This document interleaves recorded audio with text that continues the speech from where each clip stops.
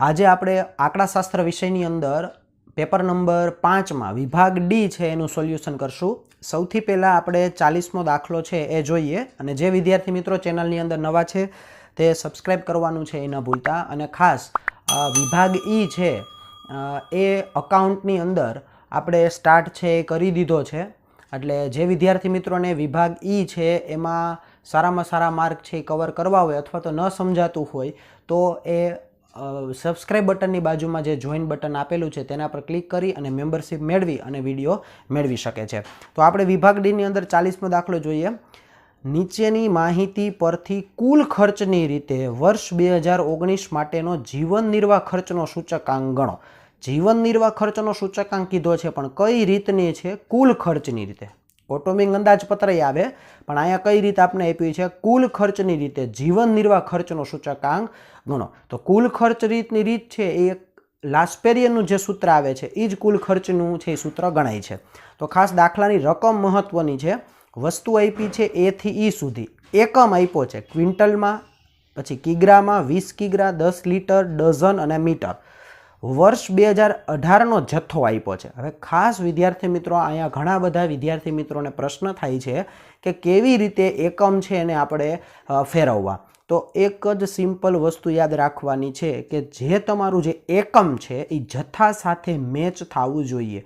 જો મેચ ન થાય તો આપણે છે એમાં ફેરફાર કરવો પડે।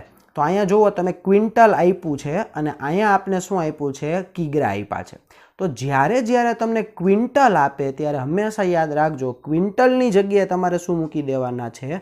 100 મૂકી દેવાના છે। શું મૂકવાના છે? ક્વિન્ટલની જગ્યાએ 100 મૂકવાના છે।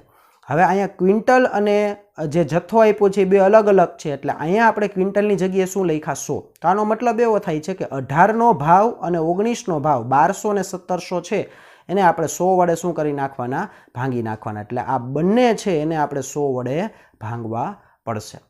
ત્યાર પછી તમે જો આગળ બી વસ્તુની વાત કરીએ તો કિલોગ્રામ આપ્યો છે, તો એ જથ્થોય કેમાં આપ્યો છે? કિલોગ્રામ। તો આ બંને સરખા છે પણ કિલોગ્રામ એકમ છે એની આગળ શું આપ્યું છે? આંકડો આપ્યો છે। તો જ્યારે સરખા હોય, એકમ અને જથ્થો સરખો હોય પણ આગળ આંકડો આપ્યો હોય ત્યારે આપણે શું કરવાનું છે? એ આગળ જે આંકડો છે એને ભાંગી નાખવાના ભાવ સાથે। તો 340 ભાગ્યા 20 અને 380 ભાગ્યા 20। જો અહીંયા આંકડો ન આપ્યો તો આપણે કોઈ ફેરફાર કરત નહીં। ત્યાર પછી સી લીટર આપ્યું છે, જથ્થોય લીટરમાં આપ્યો છે, એકમ ને જથ્થો બે એક જ છે પણ એકમની આગળ શું આપ્યું છે? 10 આપ્યું છે। તો 10 છે એ આપણે ક્યાં જવા દેવાના? ભાવની નીચે લખી નાખવાના ભાગાકારમાં 10। ત્યાર પછી ડીમાં જોઈએ તો એકમ ડઝનમાં છે પણ જથ્થો કેમાં આપ્યો છે? નંગમાં। તો આપણે આને કેમાં ફેરવવા પડે? ભાવને ડઝનમાં ફેરવવા પડે। તો 1 ડઝન એટલે 12 એટલે 15 ભાગ્યા 12 અને 24 ભાગ્યા 12। અને લાસ્ટમાં આપ્યું છે ઈ, તો એકમ મીટરમાં આપ્યું છે અને જથ્થોય મીટરમાં આપ્યો છે। તો અહીંયા મીટરની આગળ એકમ જે મીટર છે એની આગળ કોઈ પણ છે એ આંકડો નથી, તો આપણે આમાં કોઈ ફેરફાર કરવાનો થતો નથી। એટલે 12 અને 16 એ ભાવ એક સરખા જ રહેશે, એમાં કોઈ ફેરફાર છે થશે નહીં। બીજી વસ્તુ છે વર્ષ 2018નો જથ્થો, જથ્થોને શું કહેવાય? ક્વોન્ટિટી કહેવાય। ભાવને આપણે શું કહેવાય? તો કે પ્રાઇસ કહેવાય। 2019નો ભાવ એને આપણે શું કહેવાય? પ્રાઇસ। તો 2018નો જથ્થો એને Q0 તરીકે ઓળખી શકીએ। પછી વર્ષ 2018નો ભાવ અને 19નો, તો અહીંયા P0 અને 19 ચાલુ વર્ષનો ભાવને આપણે શું કહેવાય? P1। તો હવે કોષ્ટક છે આપણે મૂકી અને જે રીતે આપણે છે એ ગણતરી કરવાની છે મેં તમને અગાઉ કહી દીધી છે। ખાસ યાદ રાખજો જ્યારે અહીંયા ક્વિન્ટલ આપ્યું હોય ત્યારે એની જગ્યાએ શું મૂકી દેવાના? 100 અને ભાવ છે એની આ રહી ભાંગી નાખવાનું રહેશે। તો દાખલો કેવી રીતે થશે? તો અહીંયા તમારી સામે તૈયાર છે વસ્તુ મૂકેલી છે, આખું કોષ્ટક વસ્તુ આપેલું છે, એકમ આપ્યું છે। હવે Q0 એટલે શું હતો? જથ્થો હતો। તો અહીંયા તમે જોઈ શકો છો જથ્થો જે આપ્યો છે 50, 18, 12, 20 અને 14 એ એમનેમ અહીંયા લખી નાખ્યો છે। ત્યાર પછી આપણે શું આપ્યું છે? 2018નો ભાવ આપ્યો છે એટલે આ P0 છે। હવે આ 12 કેવી રીતે આવે? તો કે 1200 ભાગ્યા 100 શું કરી નાખવાના? 100 એટલે 12 આવે। એ જ રીતે આપણે આગળ છે એ 1700 ભાગ્યા છે એ 100 એટલે કેટલા આવશે? 17। એ જ રીતે આપણે P0 છે એ આખો તમને કમ્પ્લીટ છે એ મળી જશે। ત્યાર પછી વર્ષ 2019ની અંદર વાત કરીએ P1, તો 2019નો ભાવ આપ્યો છે 1700 ભાગ્યા 100 એટલે કેટલા આવશે? 17। એ જ રીતે છે તમે બાકીની બધી વસ્તુઓ 2019નો ભાવ છે એને આપણે કન્વર્ટ કરી અને અહીંયા છે એ મૂકેલી છે.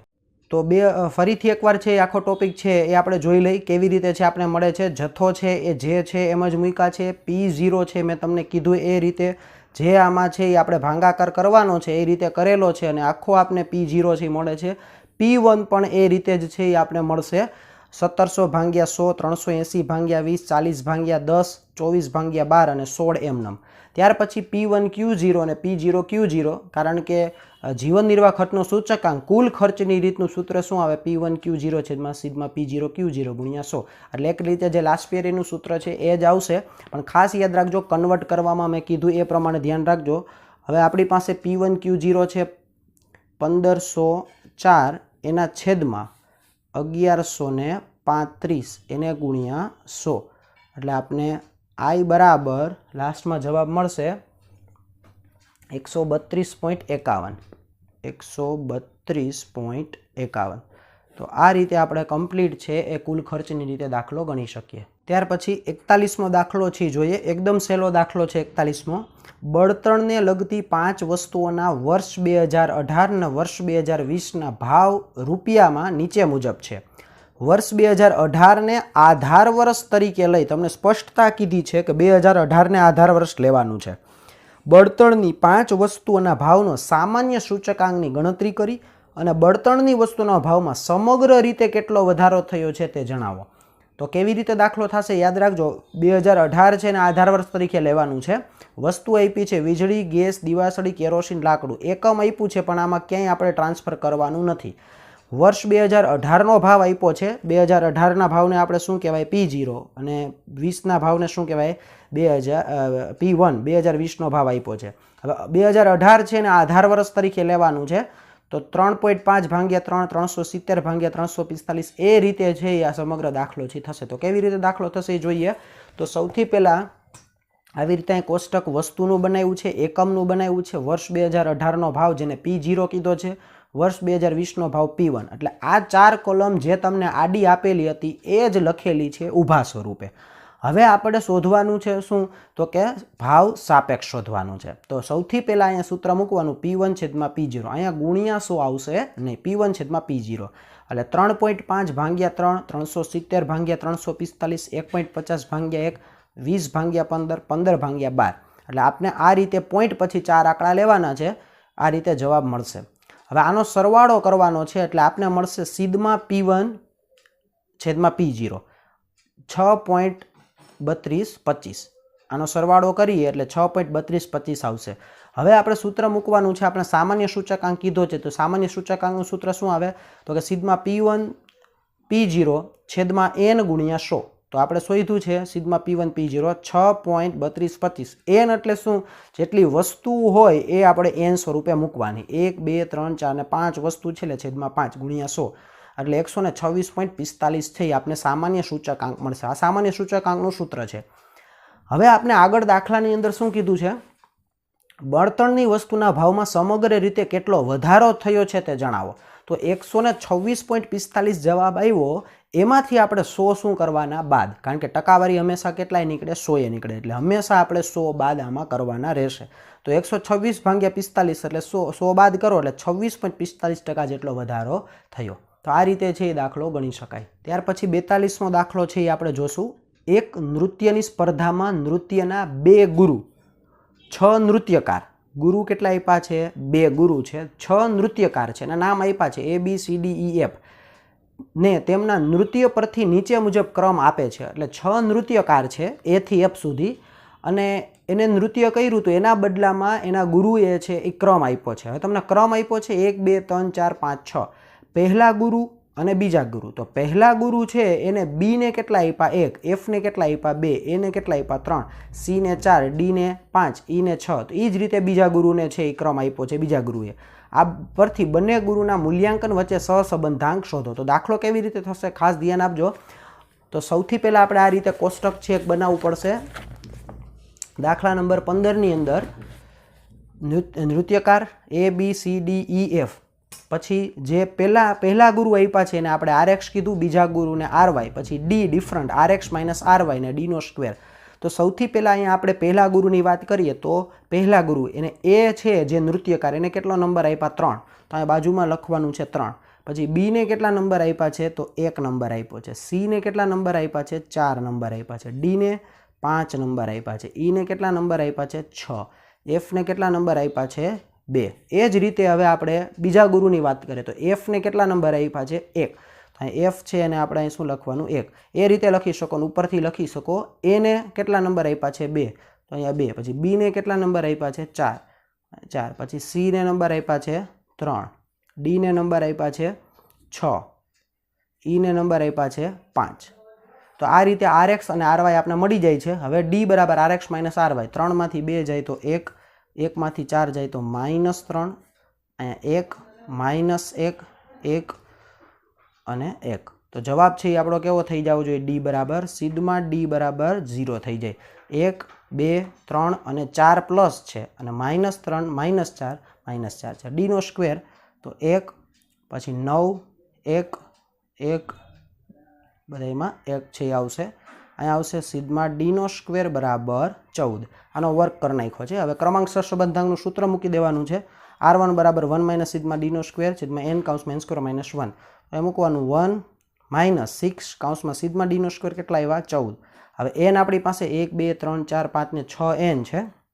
6 કૌંસમાં 6 નો સ્ક્વેર -1. ત્યાર પછી 1 - 14 ગુણ્યા 6 એટલે 84. સીધું હું સાદું રૂપ આપી દઉં છું 36. 36માંથી 1 જાય તો 35. 35 ગુણ્યા 6 એટલે 210. 1 - 84 ભાગ્યા 210 એટલે 0.4 એટલે આપણો આન્સર આવશે 0.6. R બરાબર કેટલા આવ્યા 0.6. પછી 43મો દાખલો છે ગણશું. અમદાવાદ શહેરમાં ઉનાળામાં જુદા જુદા 6 દિવસો દરમિયાન મહત્તમ તાપમાનને x કીધું છે અને આઈસ્ક્રીમનું વેચાણ એને yની માહિતી પરથી નીચે મુજબ વિગતો મળે છે. જુદા જુદા 6 દિવસોમાં એટલે આને શું કહેવાય n બરાબર કેટલા છે 6. મહત્તમ તાપમાનને શું કીધું છે x અને આઈસ્ક્રીમના વેચાણને શું કીધું છે y.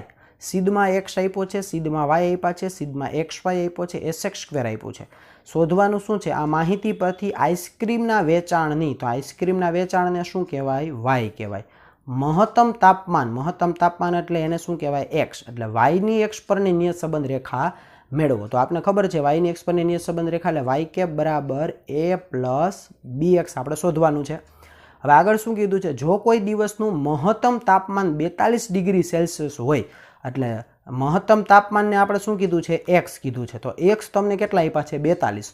તો તે દિવસે આઈસ્ક્રીમના વેચાણનો અંદાજ મેળવો. એટલે આપણે આ સમીકરણ મળી જાય પછી આપણે xની અંદર કેટલા ઉમેરી દેવાના 42 ઉમેરી અને આપણે છે એ આઈસ્ક્રીમના વેચાણનો અંદાજ મેળવી શકીએ. તો સૌથી પહેલાં તો આપણે આ સમીકરણની અંદર ખૂટતી બાબતો છે મેળવશું.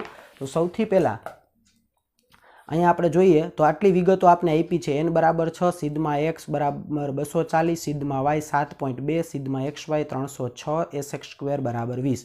સૌથી પહેલાં આપણે x બાર શોધી લેવાનો. સિગ્મા xના છેદમાં n એટલે 240 એના છેદમાં કેટલા મૂકી દેવાના 6 એટલે જવાબ આવશે 40. એટલે x બાર આપણે કેટલા મળે છે 40.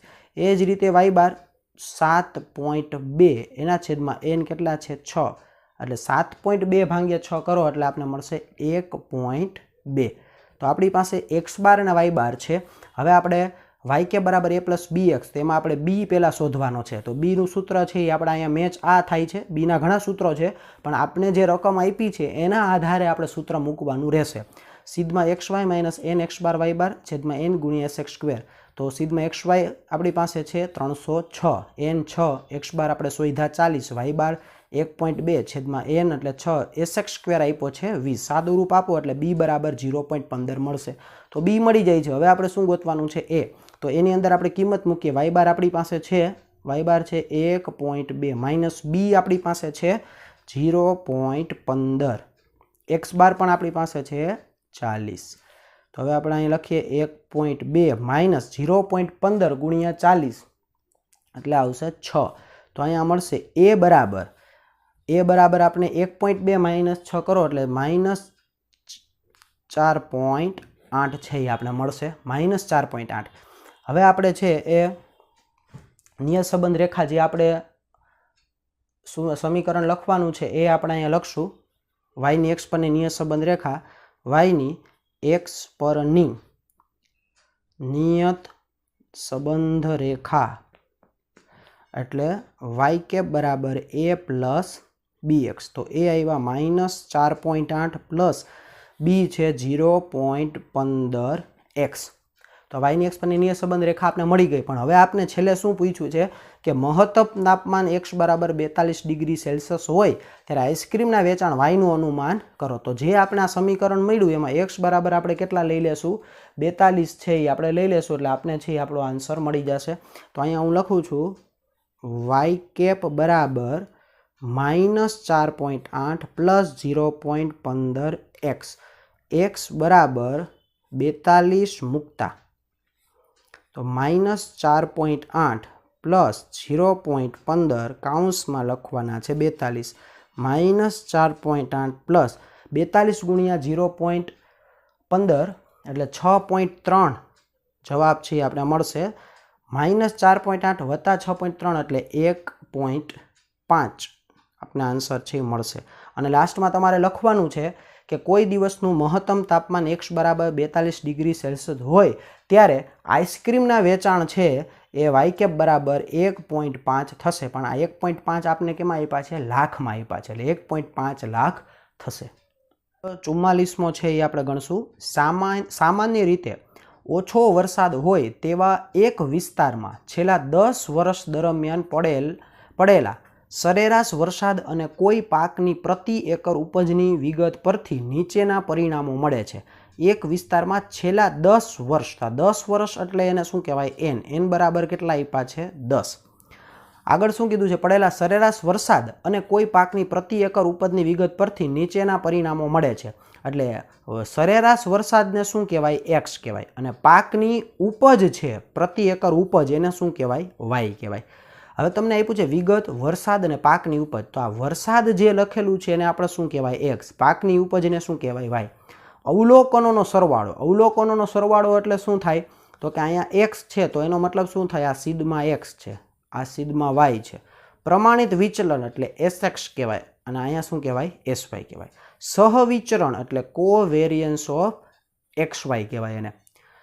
આ માહિતી પરથી જો સરેરાશ વરસાદ એટલે શું કહેવાય? x 26 સેમી હોય તો પાકની ઉપજ એટલે કે y છે એના વિશે અનુમાન કરો.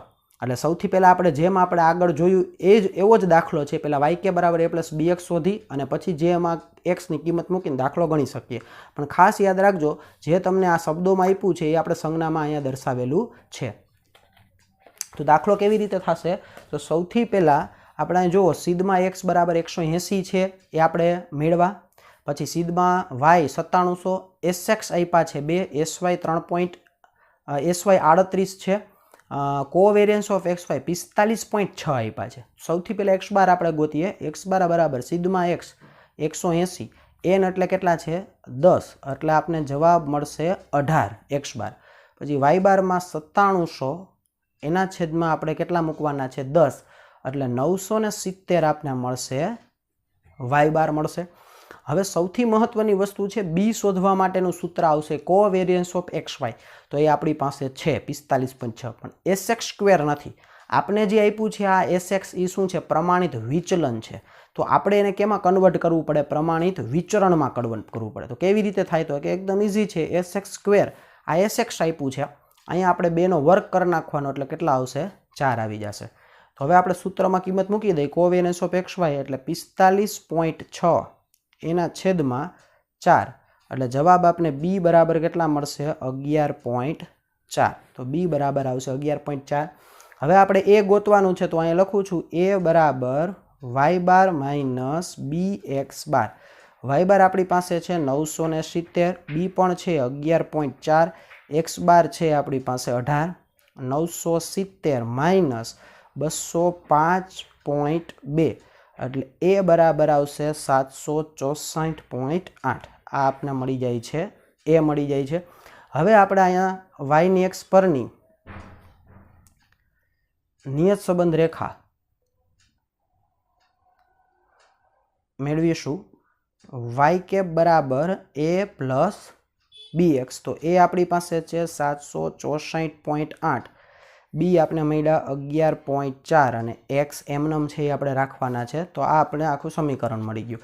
હવે તમને આગળ શું કીધું છે કે વરસાદ એક્સ બરાબર 26 સેમી હોય ત્યારે પાકની ઉપજ વાયનું અનુમાન.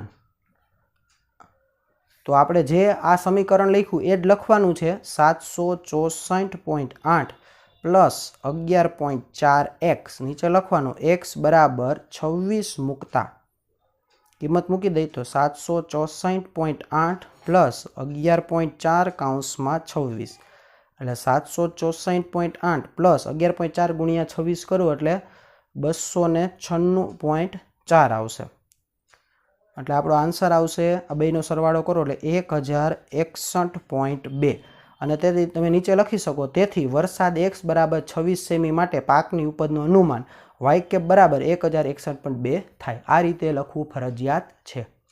ત્યાર પછી 45મો દાખલો છે ગણીએ. 45મા દાખલામાં ધ્યાન રાખજો, n બરાબર આપણે 7 લેવાના છે. જે આપ્યા નથી પણ અહીંયા આપણે n બરાબર 7 છે એ લખી નાખજો. n બરાબર 7. એક સામયિક શ્રેણી માટે સિગ્મા ટી સ્ક્વેર બરાબર 140 આપ્યા છે. વાય બાર આપ્યો છે ટી બાર માઇનસ 1.58.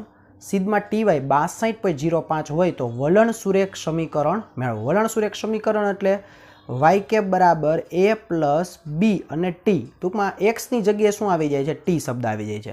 એન આપ્યું છે 7, સિગ્મા ટી સ્ક્વેર 140, વાય બાર આપ્યું છે પણ એમાં ટી બાર વાય બાર આપણે શોધવાનું રહેશે કારણ કે ટી બાર માઇનસ 1.58 આપ્યું છે, સિગ્મા ટી વાય આપ્યું છે. તો કેવી રીતે દાખલો થશે?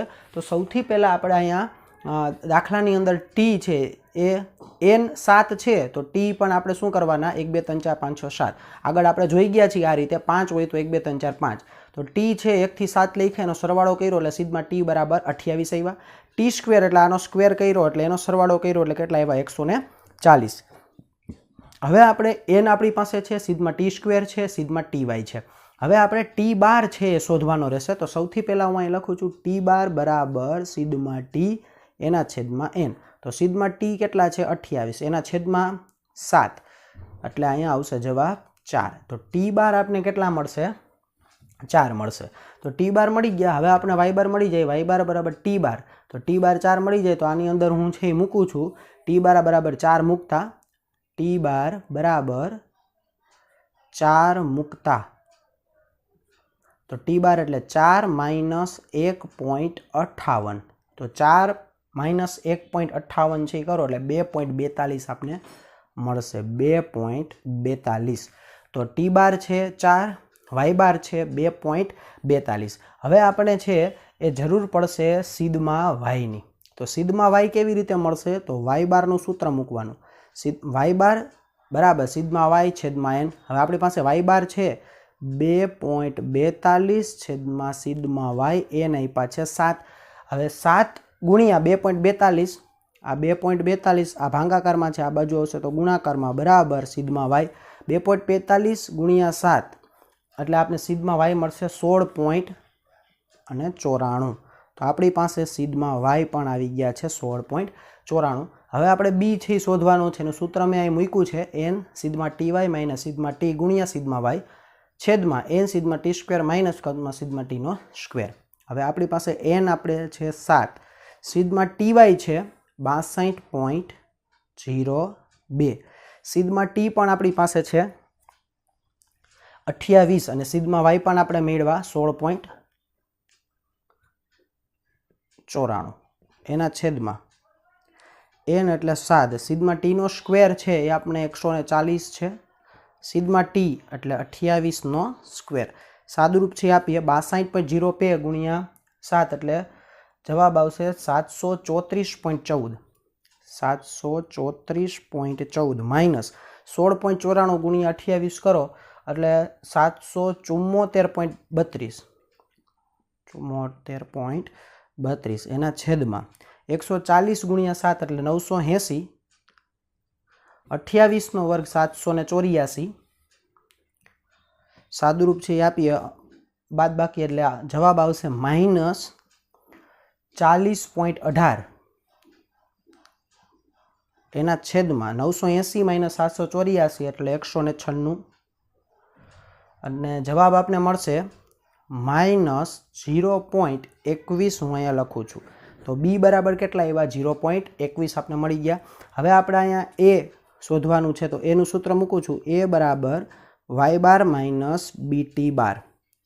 તો વાય બાર છે એ આપણી પાસે 2.42 છે, બી આપણે શોધ્યા -0.21 એટલે કાઉન્સમાં લખશું 0.21, ટી બાર પણ આપણે છે એ શોધ્યા છે 4, તો 2.42 સાદુરૂપ આપીએ 0.21 ગુણ્યા 4 એટલે માઇનસ માઇનસ પ્લસ થઈ જશે, આ પ્લસ 0.84 એટલે એ આપને મળશે 3.26, એ બરાબર 3.26।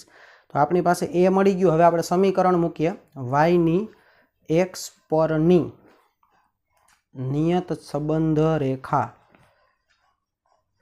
વાય કે બરાબર એ પ્લસ બી એક્સ, એ આપણી પાસે છે 3.26, બી આપણી પાસે છે -0.21 અને એક્સ।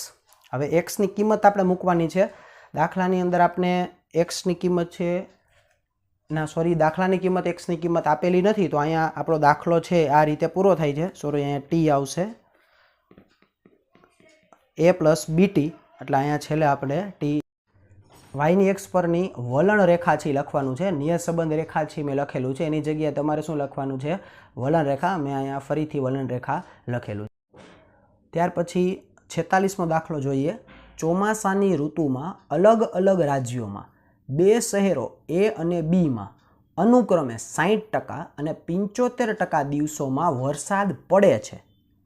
આ બે શહેરો માટે ચોમાસાની ઋતુમાં કોઈ એક દિવસે શહેર એ અને શહેર બી પૈકી, હવે બે વસ્તુ તમને કીધી છે, બંને શહેરોમાં વરસાદ પડે એટલે કે શહેર એ અને શહેર બીમાં વરસાદ પડે, અને બીજી ઘટના કીધી છે કે ઓછામાં ઓછા એક શહેરમાં વરસાદ પડે તેની સંભાવના શોધો। ઓછામાં ઓછો એક શહેર એટલે શું, એકમાં તો પડે જ પણ બેયમાં પણ પડી શકે। ઓછામાં ઓછો એક શહેરમાં વરસાદ પડે અને નોંધ આપી છે કે બંને શહેરોમાં એક જ દિવસે વરસાદ પડે તે ઘટના નિરપેક્ષ છે, બરાબર। એક શહેરમાં વરસાદ પડે એ નિરપેક્ષ છે, પણ મેઇન વસ્તુ આપણે આ છે કે ચોમાસાની ઋતુમાં અલગ અલગ રાજ્યોમાં બે શહેરોમાં એ અને બી અનુક્રમે 60% અને 75% દિવસોમાં વરસાદ પડે છે। 60% દિવસોમાં વરસાદ પડે છે, 75% દિવસોમાં વરસાદ પડે છે। એ શહેરમાં 60%, બી શહેરમાં 75%।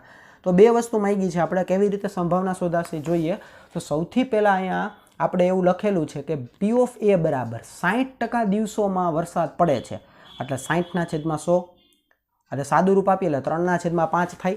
હવે 60% દિવસોમાં વરસાદ પડે છે તો વરસાદ એને આપણે શું કીધું પી ઓફ એ, તો બાકીના દિવસોમાં વરસાદ ન પડે એને આપણે શું કહેવાય પી ઓફ એ ડેશ કહેવાય। પી ઓફ એ ડેશ બરાબર 1 - પી ઓફ એ, એટલે આનો મતલબ શું થાય છે તો કે 1 - એટલે 1 - પી ઓફ એ એટલે 3/5, 5 એકા 5, 5માંથી 3 જાય તો 2, 2/5 છે એ આવશે વરસાદ ન પડે। તો વરસાદ પડે એ શહેરમાં 3/5 દિવસોમાં, ન પડે 2/5।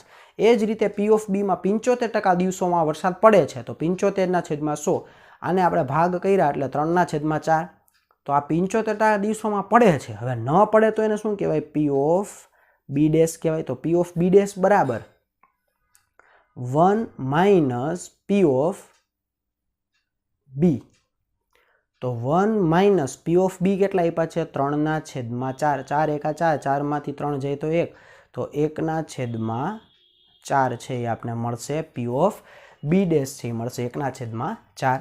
હવે બે તમને ઘટના આપી છે, પહેલી ઘટના શું કીધી છે કે બંને શહેરોમાં વરસાદ પડે તે ઘટના। હવે બેયમાં વરસાદ પડે તો આ પી ઓફ એ શહેરમાં વરસાદ પડે અને પી ઓફ બી એટલે ગુણાકાર પી ઓફ બી, તો પી ઓફ એ એટલે 3/5 એને ગુણ્યા વરસાદ પડે 3/4 એટલે 3 તેરીને 9, 9/5 ચોક ને 20, આ આપણો આન્સર આવે। 9/20 છે એને આપણે હજી ભાંગીએ તો આ રીતે પણ લખી શકો 0.45। ત્યાર પછી તમને આગળ શું કીધું છે કે એ અને બી પૈકી ઓછામાં ઓછા એક શહેરમાં વરસાદ પડે તે ઘટના શોધો।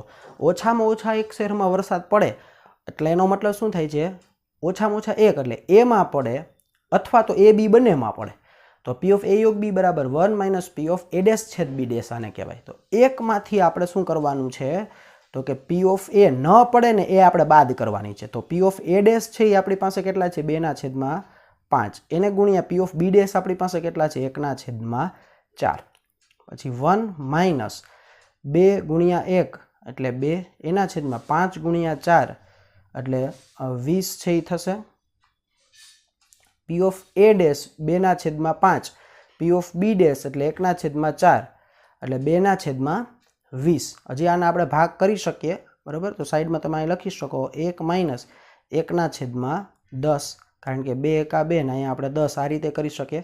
10 એકા 10 10માંથી 1 જાય તો 9 તો 9/10 છે એ આપણો આન્સર થાય. અને હજી આપણે આને ભાગ કરી શકીએ 0.90 પણ લખી શકો. ત્યાર પછી છેલ્લો દાખલો આપણે જોશું આની અંદર 47મો. બે ઘટનાઓ એ અને બી માટે 5 પી ઓફ એ બરાબર 3 પી ઓફ બી બરાબર 2 પી ઓફ એ યોગ બી બરાબર 3/2 હોય તો પી ઓફ એ ડેશ યોગ બી ડેશ અને પી ઓફ એ ડેશ છેદ બી ડેશ શોધો. આપણે બે વસ્તુ છે એ શોધવાની છે. એક એ ડેશ યોગ બી ડેશ અને એક એ ડેશ છેદ બી ડેશ છે શોધવાનો છે. આ માહિતી આપણા માટે મહત્વની છે. આના આધારે આપણે દાખલો છે ગણી શકીએ. તો સૌથી પહેલાં આપણે દાખલાની અંદર તમને 5 પી ઓફ એ બરાબર 3 પી ઓફ બી બરાબર 2 પી ઓફ એ યોગ બી બરાબર 3/2. આનો મતલબ શું થાય છે તો કે 5 પી ઓફ એ બરાબર 3/2 થાય, 3 પી ઓફ બી બરાબર 3/2 થાય, 2 પી ઓફ એ યોગ બી બરાબર એના છેદમાં 3/2 થાય બરાબર. તો હવે આપણે અહીંયા પી ઓફ એ શોધવા માટે શું કરવું પડે? આ 5 છે ગુણાકારમાં છે, આ આવશે તો શું થશે છેદમાં વયા જશે. તો અહીં લખવાનું પી ઓફ એ બરાબર 3 એના છેદમાં 2 તો છે જ, એને ગુણ્યા કેટલા કરી નાખવાના 5 કરી નાખવાના. એ જ રીતે આપણે અહીંયા પી ઓફ બીમાં કરશું તો પી ઓફ બી બરાબર 3 એના છેદમાં 2 તો છે જ, એને ગુણ્યા 3 આ ગુણાકારમાં ભાગાકારમાં લઈ લેવાના. એ જ રીતે આમાં કરશું પી ઓફ એ યોગ બી બરાબર 3/2 એને ગુણ્યા આપણે નીચે છે એ લઈ લેશું આને 2 ને. હવે સાદું રૂપ આપી દેવાનું છે. 3/, પી ઓફ એ બરાબર કેટલા આવે 3/10. એ જ રીતે પી ઓફ બી 3/6, 3/6 એટલે કે આપણે 1/2 પણ લખી શકીએ. એ જ રીતે આમાં આપણે મૂકશું 3/2 2 4 એટલે 3/4 છે એ આવશે. તો આપણી પાસે P of A, P of B, P of A યોગ બી છે આપણી પાસે. હવે આપણે જોઈએ છે શું તો કે એ છેદ બી જોઈએ છે. તો આપણે સંભાવનાનો સરવાળાનો નિયમ લખવાનો પી ઓફ એ યોગ બી બરાબર પી ઓફ એ વત્તા P of B minus P of A છેદ બી. પી ઓફ એ યોગ બી આપણી પાસે છે 3/4 બરાબર પી ઓફ એ છે 3/10, પી ઓફ બી છે 1/2. હવે આ માઇનસ છે, આ બાજુ આવશે તો પ્લસ થઈ જશે એટલે પી ઓફ એ છેદ બી બરાબર P of A plus P of B બરાબર છે. એની કિંમત જ સોરી મૂકી દઈએ. પી ઓફ એ છે 3/10 પ્લસ 1/2. હવે આ પ્લસ છે, આ બાજુ આવશે તો માઇનસ થઈ જશે -3/4. હવે અહીંયા 10 2 ને 4 એનું આપણે સાદું રૂપ છે અવયવ છે એ પાડીએ. 10 2 4 છે એના અવયવ પાડો એટલે 20 છે એ આપણે અવયવ છે એ મળશે. તો અહીંયા નીચે લખું છું 20 અવયવ આવશે. હવે અહીં 20 લેવા માટે કેટલા વડે છેદમાં ગુણવા પડે 2, તો અંશમાં કેટલા વડે ગુણવા પડે 2, તો 3 ગુણ્યા 2 કેટલા થશે 6 પ્લસ અહીંયા 10 વડે ગુણવા પડે તો અંશમાં 10 વડે ગુણવા પડે તો અહીંયા આવશે 10 માઇનસ અહીંયા 20 લેવા માટે 5 વડે ગુણવા પડે 5 ચોક 20 તો ઉપર 5 વડે ગુણવા પડે 5 તેરીને 15. તો પી ઓફ એ હવે આપણે અહીંયા સાદું રૂપ આપીએ 10 ને 6 16, 16માંથી 15 જાય એટલે આવશે 1/20, 1/20. તો પી ઓફ એ છેદ બી આપણે કેટલા મળ્યા 1/20 મળ્યા. હવે આપણે જે વસ્તુ જોઈએ છે એ વસ્તુ આપણે અહીંયા શોધીએ. તો સૌથી પહેલાં આપણે દાખલાની અંદર શું કીધું છે પી of A dash, P of A dash યોગ બી ડેશ છે એ આપણે શોધવાનો છે. હવે વિદ્યાર્થી મિત્રો એક ખાસ સૂચના છે કે આના છે ને એ બધા નિયમો આપેલા છે કે પી ઓફ એ ડેશ યોગ બી છે તો એને આપણે આ રીતે લખી શકાય પી ઓફ એ છેદ બી અને આખા કાઉન્સનો ડેશ આ રીતે પણ છે એ આપણે લખી શકાય. હવે આના આધારે એક સૂત્ર આપ્યું છે પી ઓફ એ છેદ B dash 1 minus P of A છેદ B 1 minus P of A છેદ બી. તો 1 માઇનસ એ છેદ બી કેટલા આવ્યા? 1/20. 20 એક આ 20, 20માંથી એક જાય તો 19, તો જવાબ આવે 19/20. તો આ પહેલો ટોપિક આપણે મળી ગયો. ત્યાર પછી બીજો ટોપિક છે એ આપણે મેળવીએ, પી ઓફ એ ડેશ છેદ B dash. P of A dash છેદ બી ડેશ, તો આને કેવી રીતે દર્શાવાય? 1 માઇનસ પી ઓફ એ યોગ બી, આ રીતે લખી શકાય. તો 1 માઇનસ પી ઓફ એ યોગ બી આપણી પાસે છે, પી ઓફ એ યોગ બી છે 3/4. 3/4. તો 4 એકા 4, 4માંથી 3 જાય તો આપણે જવાબ આવશે 1/4. તો આ રીતે આપણે દાખલો ગણી શકીએ. પણ ખાસ વિદ્યાર્થી મિત્રો એ છે કે ઘણા બધાને પ્રશ્ન થાય કે ભાઈ આ કેવી રીતે અહીંયા આવે છે. તો એના માટેના ટેક્સ્ટ બુકની અંદર પેજ નંબર 17 ઉપર આખા છે ટોપિક આપ્યા છે. તમે અહીં જોઈ શકો છો, આ 17 ઉપર છે એ આખા છે એની અલગ અલગ ગાણિતિક વ્યાખ્યાઓ સ્વરૂપે છે અને સૂત્ર જે કયો એ રીતે અહીંયા છે આ ટોપિક આપેલા છે. તો આ પાકું કરવું છે એ જરૂરી છે, એના આધારે છે તમે દાખલાઓ ગણી શકો છો. તો વિદ્યાર્થી મિત્રો, નેક્સ્ટ વિડીયોની અંદર નવા પેપર સોલ્યુશન સાથે મળીશું. જય હિન્દ.